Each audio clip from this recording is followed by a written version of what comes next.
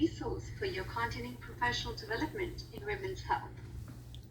Today, we are here to tell you about the duty of candor, the obstetric and gynecology perspective, the talk article published in July 2019.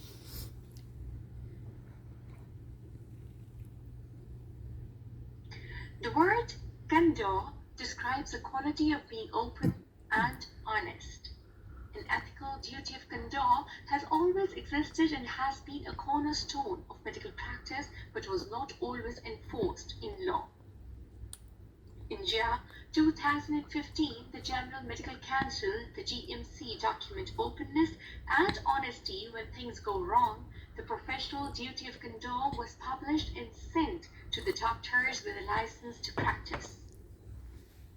This lays out the responsibilities of individuals when things go wrong. The duty of candor has now become a legal requirement and is a contractual duty imposed on all NHS organizations. The types of the duty of candor. There are two types of duty of candor, the statutory and the professional. The statutory duty of candor applies to organizations and all care providers registered by the Care Quality Commission. The professional duty of candor applies to the individuals and is defined as a professional responsibility to be honest with patient when things go wrong. The aim of this article is to equip the doctors working within obstetrics and gynecology with an understanding of the duty of candor, addressing the current training gaps on this topic and helping to support the implementation into clinical practice. The rationale for the disclosure gap. The NHS inquiries and studies assessing the disclosure habits among UK doctors have identified that there is a failure to disclose errors to patient in as many as 70 to 97% of cases. The reasons for non-disclosure include negligible perception of patient harm, fear of litigation, and fear of organizational reprisal. It can be psychologically difficult for doctors to admit the mistakes, partly because they have a professional and personal commitment to help the patients.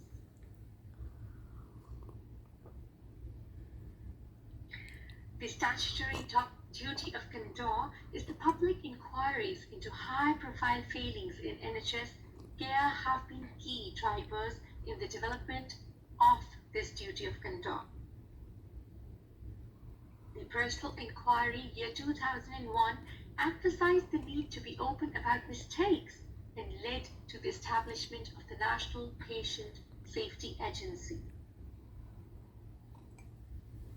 The statutory duty of candor is a corporate as opposed to professional obligation and applies where a threshold of moderate harm has been breached.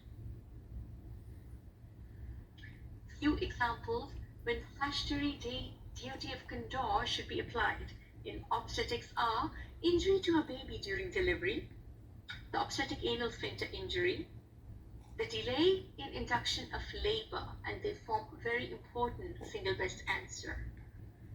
In gynecology, an intraoperative visceral injury, the delay in diagnosing the ectopic pregnancy because of misinterpretation of levels of human chorionic gonadotrophin, incorrect reporting of ultrasound findings in early pregnancy. Examples of when professional duty of candor should be applied in obstetrics when any abrasion to a baby during cesarean delivery, a stitch is taken through rectum at suturing of perineal tear identified at per-rectum examination, dural puncture during epidural anesthesia. In gynecology, the professional duty of candor is when any tear to the cervix occurring during surgical management of the miscarriage requiring suturing, any diathermy burn to patient's skin at edge of incision during a laparotomy, and difficulty gaining entry at laparoscopy resulting in surgical emphysema and the bruising. Now, how do you apologize in line with professional duty of conduct guidance? Who should apologize? The timing of the apology. Who should be present? What you should tell the patient in the apology. How you should apologize. How you should give information, and how you should record the apology. A very important table from this talk article. Now, what are the challenges posed by the duty of conduct? Number one, the duty of conduct guidance, it deals with reporting incidents when something has gone wrong with the patient's care, so that lessons can be learned quickly and patients protected from future harm. Number two, there are many challenges for implementing the guidance laid out by duty of conduct, and these include the funding, the staffing levels in the current climate, and shifting long-held ingrained opinions about the role of doctors and medical paternalism.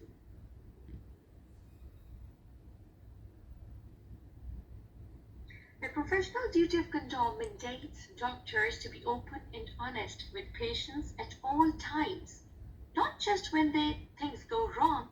This extends to making decisions together and consequently requires a candid approach to providing information before beginning treatment or providing care.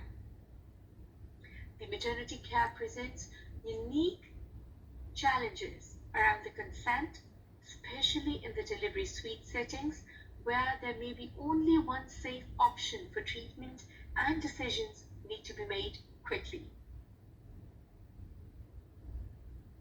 The challenges of consent in the light of duty of conduct are also pertinent in gynecological practice, where patients should be informed of all the surgical and non-surgical options available to treat their condition. The recent concerns about the use of vaginal mesh to treat incontinence in urogynecology highlight the importance of demonstrating that patients with such conditions have detailed discussions about all surgical alternatives and the conservative management. So to conclude, the talk article says that there is evidence that duty of conduct guidance is still not reaching all the frontline staff, despite the high-profile introduction of the guidance. Each obstetrics and gynecology department should ideally be providing information to staff about duty of conduct and ensuring that departmental procedures and guidelines are in place to support staff with implementing duty of conduct in day-to-day practice. Education and practical training may be beneficial in helping obstetricians and gynecologists implement the principles and practices into their daily practice. Now, this is a very important MRCOG Part 3 exam station. Good luck from the entire team of MedExam Expert